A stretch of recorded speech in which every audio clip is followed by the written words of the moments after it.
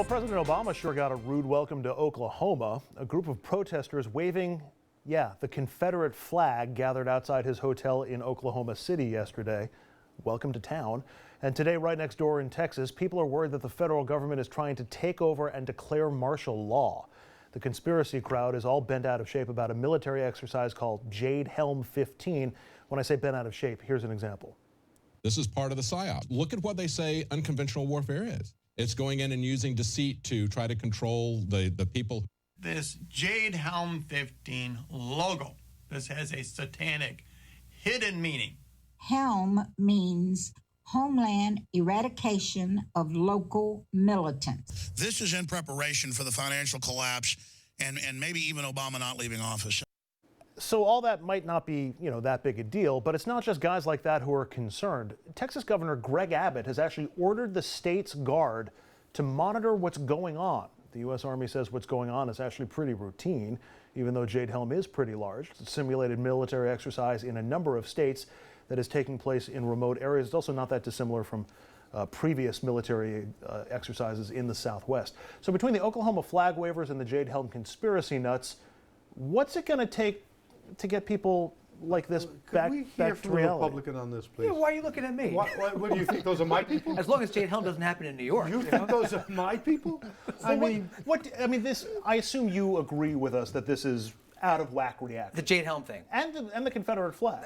I think you're seeing a backlash to everything going on about monuments and the rest of it. But to aim at the president and to aim at the first black president. The Jade Helm thing is area, whatever it is, it's crazy stuff. That's insanity. So what's behind all this? Why are people going this far, dare I say, off the deep end? I think there's a great mistrust of the federal government going on. I think people work themselves up into a friendly. Mistrust? This is about lunacy. Well, mistrust, I think scratches some people the very wrong way.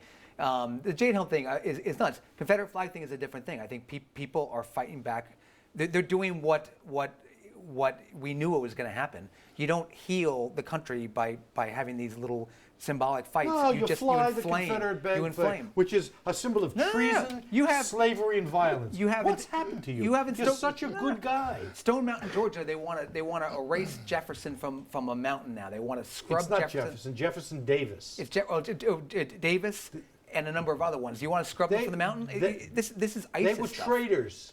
They were traitors. They rebelled against the Constitution and the government of the United States. You want to honor them? You're litigating this from today's perspective. It was a different world. They were traitors in 1861.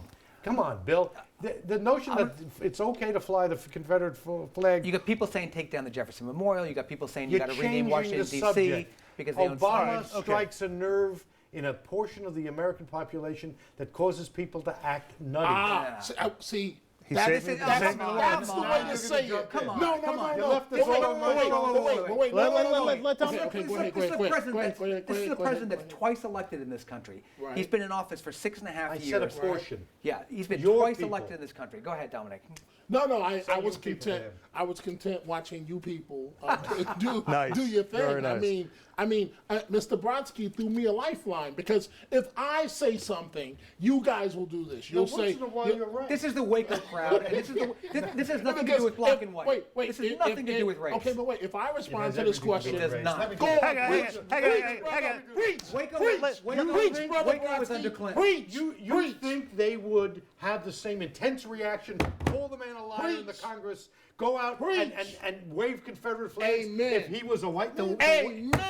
The Waco thing. Amen, Brother I'm talking about Jade. Subject. I'm talking about the Texas. Get me an NAACP card. Get me one right now. Don't you have one? Because we're going to sign you up right now. See, I'm already in. It makes sense. But see, I'm glad I didn't have to. You left him out there. Okay. I'm glad I didn't have to respond to that. Terrorist fist bump.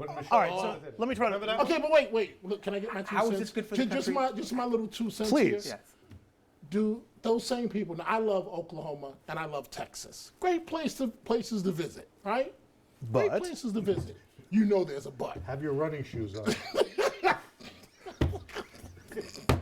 Do you think these same people did this under President Bush? Do you think there was this great fear of the federal government? Or does it just happen to be because this president does not look like any other president in American history. You had the Waco situation. That was under Clinton Yeah, or the first that was Bush? Clinton. Was that Clinton? This is not a black and white issue.